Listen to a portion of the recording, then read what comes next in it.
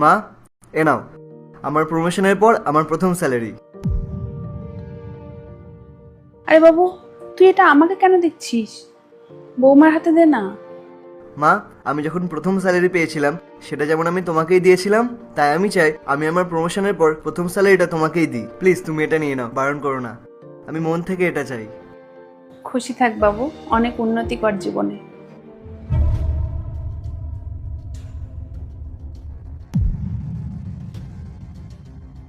বাবু, তুই এই টাকাটা নিয়ে যা, বৌমার হাতে গিয়ে দে।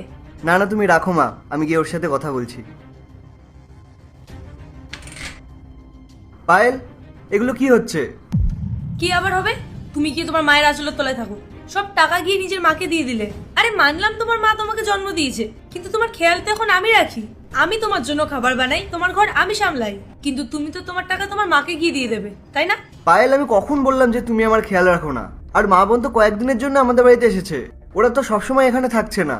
আর আমি মাকে টাকাটা দিয়েছি কারণ আমি মাকে ভালোবাসি, সম্মান করি। আচ্ছা তুমি একটা কথা বলো, মাকে ওই টাকাগুলো মার কাছেই রেখে দেবে? ওগুলো তো আমাদেরকেই দিয়ে যাবে, তাই না? এতে এত রেগে যাওয়ার কি আছে? তুমি করো গিয়ে তোমার মা বাবার সম্মান, আমার কি? আমি তো বাবার বাড়ি চলে যাবো, আমার তো কোনো ভ্যালুই নেই এখানে। পায়েল, এতে বাড়ি থেকে যাওয়ার কি হলো? আমি তো তোমার হাতেই সব টাকাগুলো দিতাম। মা বোন তো কয়েকদিনের জন্য এসেছে, ওরা চলে গেলে তো সব টাকা তোমার হাতেই দিয়ে দেবো আবার। এখন আর রাগ করে থেকো না প্লিজ, তাড়াতাড়ি খাবার বানাও, খুব খিদে পেয়েছে। হ্যাঁ, খাবারই তো বানাবো। ফ্রিতে কাজের লোক পেয়ে গেছো না?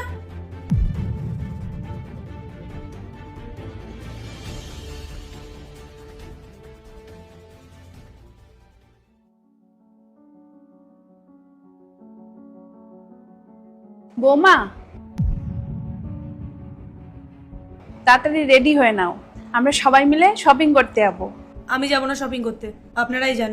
টাকা তো আছেই এখন আপনাদের কাছে। আর এমনিতেও আজকাল আমার কাজ অনেক বেড়ে গেছে। আপনার ছেলে তো আমার জন্য কয়েকটা চাকর বাকর রেখে যায়নি, সব কাজ তো আমাকে একাই করতে হয়।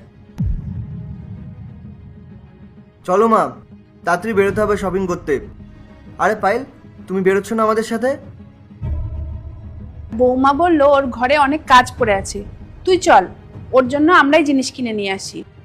ঠিক আছে চলো।